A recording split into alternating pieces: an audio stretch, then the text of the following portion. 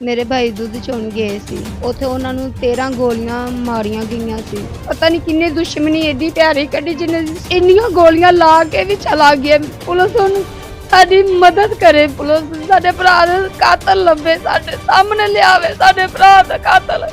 ਸਾਨੂੰ ਕਾਤਲ ਚਾਹੀਦਾ। ਕਿਸੇ ਤੇ ਸ਼ੱਕ ਹੈ ਕਿ ਕੌਣ ਹੋ ਸਕਦਾ ਹੈ ਜਿੰਨੇ ਮਾਰੇ ਆ? ਸਾਨੂੰ ਕਾਤਲ ਦਾ ਥੋੜਾ ਬਹੁਤ ਪਤਾ ਚੱਲ ਗਿਆ। ਉਹ ਹੁਣ ਪੁਲਿਸ ਵਾਲੇ ਉਹਨੂੰ गिरफ्तार करन बस। अस्सलाम वालेकुम नाजरीन, मैं हूं एडी मलक। मैं इस वक्त शादरा के इलाका वाटरलैंड पार्क में मौजूद हूं, जहां एक घर के सरबराह को उसके घर की दहलीज पर 13 गोलियां मारकर कत्ल कर दिया। गोलियां मारने वाले कौन थे और क्यों इस बेगुनाह शख्स को कत्ल किया, मेरे साथ उस मकतूल के अहले खाना मौजूद है। उनसे बात करते हैं कि ये सारा वाकया हुआ क्या मकतूल की किसी के साथ कोई दुश्मनी थी या फिर क्या वजह थी। अस्सलाम वालेकुम। वालेकुम सलाम। अच्छा बहन, मुझे बताइएगा कि क्या हुआ था और जिन भाई को कत्ल किया उनका क्या नाम है? इफ्तिखार इफ्तिखार क्या काम करता था, क्यों उसे कत्ल किया? ਖੇਤੀਬਾੜੀ ਦਾ ਕਰਦਾ ਸੀ ਭਾਈ। ਮੇਰੇ ਭਾਈ ਦੁੱਧ ਚੋਣ ਗਏ ਸੀ। ਉੱਥੇ ਉਹਨਾਂ ਨੂੰ 13 ਗੋਲੀਆਂ ਮਾਰੀਆਂ ਗਈਆਂ ਸੀ। ਇੱਕ ਸਾਡੀ ਹਵੇਲੀ ਦੇ ਸਾਹਮਣੇ ਸੀ, ਇੱਕ ਮਾਰਨ ਡਿਆ ਸੀ ਮੇਰੇ ਭਾਈ ਨੂੰ। 13 ਗੋਲੀਆਂ ਉਹਨਾਂ ਨੇ ਮੌਜੂਦਾ ਮਾਰੀਆਂ ਨੇ। ਹੌਸਪੀਟਲ ਜਾਣ ਦੇ ਪਹਿਲੇ ਮੇਰੇ ਭਾਈ ਦੀ ਡੈਥ ਹੋ ਚੁੱਕੀ ਸੀ। ਉਹਨੇ ਸਾਨੂੰ ਕੁਛ ਨਹੀਂ ਦੱਸਿਆ ਹੈਗਾ। ਬਾਜੀ 13 ਗੋਲੀਆਂ ਮਾਰ ਕੇ ਸਰੇਆਮ ਘਰ ਦੇ ਬਾਹਰ ਕਤਲ ਕਰ ਦਿੱਤਾ। ਕਿਸੇ ਦੇ ਨਾਲ ਕੋਈ ਦੁਸ਼ਮਣੀ ਸੀ? ਨਹੀਂ, ਕੋਈ ਦੁਸ਼ਮਣੀ ਨਹੀਂ ਸੀ ਹੈ ਮੇਰੇ ਭਾਈ ਦੀ, ਕਿਸੇ ਦੇ ਨਾਲ ਦੁਸ਼ਮਣੀ ਨਹੀਂ ਹੈ। ਘਰ ਦੀ ਗੱਲ ਬਾਹਰ ਨਹੀਂ ਸੀ ਦੱਸਦਾ, ਬਾਹਰ ਦੀ ਗੱਲ ਘਰ ਨਹੀਂ ਸੀ, ਬੱਚਿਆਂ ਨੂੰ ਵੀ ਨਹੀਂ ਸੀ ਦੱਸਦਾ, ਨਾ ਭੈਣਾਂ ਨੂੰ ਦੱਸਦਾ, ਨਾ ਬੀਵੀ ਨੂੰ ਦੱਸਦਾ ਸੀ, ਕਿਸੇ ਨੂੰ ਵੀ ਨਹੀਂ ਸੀ ਦੱਸਦਾ ਸਾਡਾ ਭਰਾ। ਪਤਾ ਨਹੀਂ ਕਿੰਨੀ ਦੁਸ਼ਮਣੀ ਏਡੀ ਪਿਆਰੀ ਕੱਢੀ ਜਿਹਨੇ ਇੰਨੀਆਂ ਗੋਲੀਆਂ ਲਾ ਕੇ ਵੀ ਚਲਾ ਗਿਆ। ਤੇ ਉਹਦਾ ਥੋੜਾ ਬਹੁਤ ਪਤਾ ਚੱਲਦਾ ਪਿਆ ਸਾਨੂੰ, ਤੇ ਪੁਲਿਸ ਉਹਨੂੰ ਸਾਡੀ ਮਦਦ ਕਰੇ, ਪੁਲਿਸ ਸਾਡੇ ਭਰਾ ਦਾ ਕਾਤਲ ਲੱਭੇ, ਸਾਡੇ ਸਾਹਮਣੇ ਲਿਆਵੇ ਸਾਡੇ ਭਰਾ ਦਾ ਕਾਤਲ। ਸਾਨੂੰ ਕਾਤਲ ਚਾਹੀਦਾ, ਉਹਨੂੰ ਕਾਤਲ ਚਾਹੀਦਾ, ਸਾਨੂੰ ਹੋਰ ਕੁਛ ਨਹੀਂ ਚਾਹੀਦਾ। ਸਾਡੇ ਭਰਾ ਨੂੰ 13 ਗੋਲੀਆਂ ਲੱਗਣ ਦੇ ਵਿੱਚ ਪੁਲਿਸ ਸਾਡੀ ਮਦਦ ਹੁਣ ਥੋੜੀ ਬਹੁਤ ਕਰਨ ਦੀ, ਤੇ ਪਲੀਜ਼ ਸਾਡੀ ਮਦਦ ਕਰੇ। ਹੋਰ ਤੁਹਾਡਾ ਭਾਈ ਸ਼ਾਦੀशुदा ਸੀ? शादीशुदा 4 बच्चे ने, 2 बेटियां 2 बेटे ने मेरे भाई दे। ਕੰਮ ਕੀ ਕਰਦਾ ਸੀ? खेतीबाड़ी करदा सी। ਖੇਤੀਬਾੜੀ ਕਰਨ ਵਾਲੇ ਦੀ ਕਿਸੇ ਦੇ ਨਾਲ ਕਿਉਂ ਐਡੀ ਦੁਸ਼ਮਣੀ ਹੋ ਸਕਦੀ ਹੈ ਕਿ ਉਹਨੂੰ 13 ਗੋਲੀਆਂ ਮਾਰ ਦਿੱਤੀਆਂ ਜਾਣ? कोई दुश्मनी नहीं सी है उनदी, किसे दे नाल दुश्मनी। अपने चोर नवां दी कमा के अपने बच्चों ਨੂੰ ਖਵਾਉਂਦਾ ਸੀ। ਕਿਵੇਂ ਖਵਾਉਂਦਾ ਸੀ, ਕਿਵੇਂ ਨਹੀਂ ਖਵਾਉਂਦਾ ਸੀ, ਕਿਸੇ ਨੂੰ ਤਾਂ ਨਹੀਂ ਪਤਾ। ਆਪਣੇ ਬੱਚੇ ਨੂੰ ਆਪਣੇ ਖੂਨ ਪਸੀਨੇ ਦੀ ਕਮਾ ਕੇ ਖਵਾਉਂਦਾ ਸੀ। ਇਸ ਵਕਤ ਉਹਨਾਂ ਤੇ ਹਮਲਾ ਹੋਇਆ ਸੀ ਜਦੋਂ ਗੋਲੀਆਂ ਮਾਰੀਆਂ ਟਾਈਮ ਤੇ? ਇਹ ਹਮਲਾ ਹੋ ਗਿਆ ਸੀ ਮੇਰੇ ਭਰਾ ਤੇ। ਸ਼ਾਮ ਦੇ 6? ਹਾਂਜੀ 6 ਵਜੇ ਹੋ ਗਿਆ ਸੀ ਮੇਰੇ ਭਰਾ।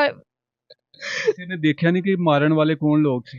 ਕਿਸੇ ਨੇ ਵੀ ਨਹੀਂ ਵੇਖਿਆ ਹੈਗਾ ਉਸ ਟਾਈਮ ਤੇ, ਕੋਈ ਵੀ ਨਹੀਂ ਸੀ ਚੌਂਕ ਦੇ ਵਿੱਚ। ਸਾਡੇ ਸਾਹਮਣੇ ਵੇਲੇ ਸਾਨੂੰ ਨਹੀਂ ਪਤਾ ਲੱਗਾ ਹੈਗਾ ਕਿ ਸਾਡਾ ਭਰਾ ਸਾਡੇ ਸਾਹਮਣੇ ਕਿ ਫੌਤ ਹੁੰਦਾ ਪਿਆ ਹੈ, ਗੋਲੀਆਂ ਮਾਰਦਾ ਪਿਆ, ਕੀ ਕਰਦਾ ਵੇ ਸਾਨੂੰ ਨਹੀਂ।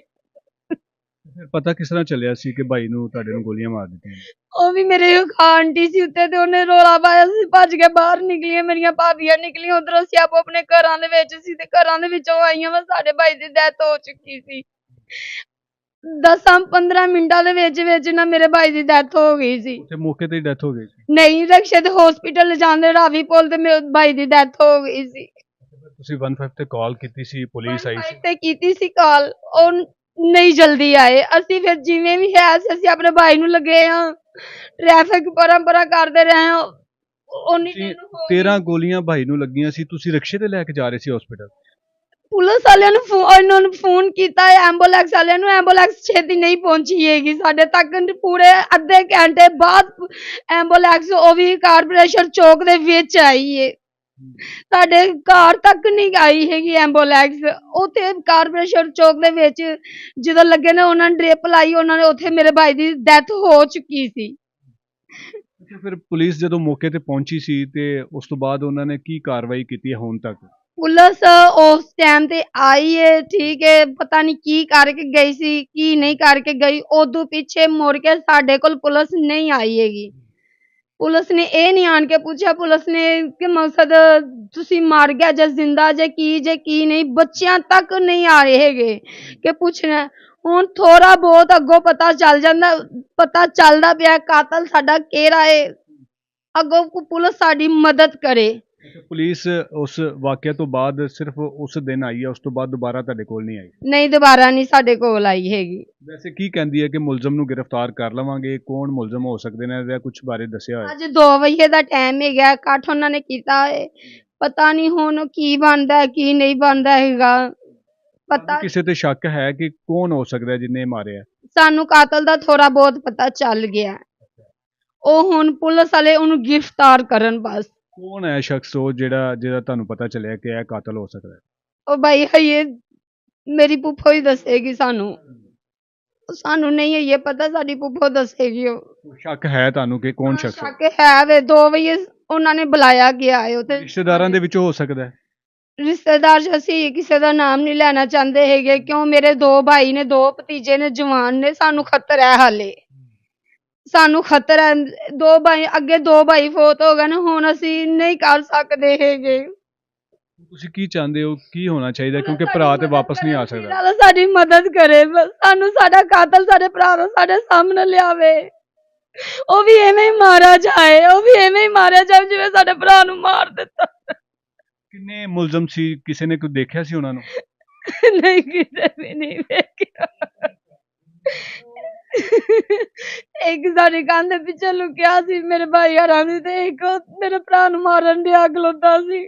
जी बिल्कुल नाज़रीन, आपने सारी गुफ्तगू सुनी कि किस तरह एक शख्स जो कि मेहनत मजदूरी करता था, मेहनत मजदूरी करके अपने बच्चों का वो पेट पालता था, उस गरीब शख्स को, मैं जिस घर में मौजूद हूँ ये इंतहाई गरीब लोग हैं और इनके मुताबिक इनकी किसी के साथ कोई दुश्मनी भी नहीं है, तो फिर मारने वाले कहाँ से आ गए, कौन हो सकते हैं? ये पुलिस का काम है कि ऐसे जो दन दनाते फिरते मुलजमान हैं, जो सरेआम लोगों को गोलियां मार देते हैं, लोगों के बच्चों को यतीम कर देते हैं, माओं की गोदें उजाड़ देते हैं, लेकिन हमारी पुलिस ऐसे मुलजमान के खिलाफ क्यों कोई सख्त इकदामात नहीं लेती? आज तकरीबन 10 से 12 रोज़ गुजर चुके हुए हैं कि इस गरीब शख्स को कत्ल हुए, लेकिन पुलिस अभी तक मुलजमान का सुराग लगाना जो है वो नहीं लगा सकी, और मुलजमान को गिरफ्तार करना तो बड़ी दूर की बात है। इनको सिर्फ झूठी तसल्लियाँ दी जा रही हैं कि हम आपके मुलजमान तक पहुंच चुके हैं, जल्द हम आपके मुलजमान को गिरफ्तार कर लेंगे।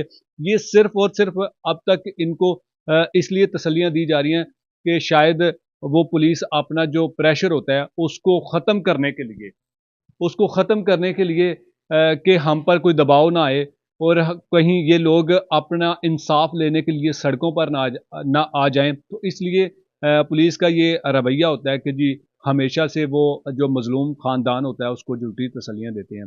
14 दिन के लगभग ये वाक़या हो चुका है और पुलिस उस दिन भी अगर मौका वारदात पर फौरी पहुंच जाती तो शायद वो मुलजमान कहीं भागने में कामयाब ना हो सकते, लेकिन पुलिस की ये रवायती तरबियत है, शायद उनका इससे कोई लेना देना नहीं होता कि किसी का कोई प्यारा जान से हाथ धो बैठा है। आखिर में इनका सिर्फ इतना ही मुतालबा है कि हमें सिर्फ इंसाफ चाहिए। हम भी आपसे गुजारिश करेंगे कि ऐसे मुलजमान को जल्द से जल्द गिरफ्तार करके कानून के कटहरे में लाया जाए। इसी के साथ इजाज़त चाहूँगा। अल्लाह निगहबान।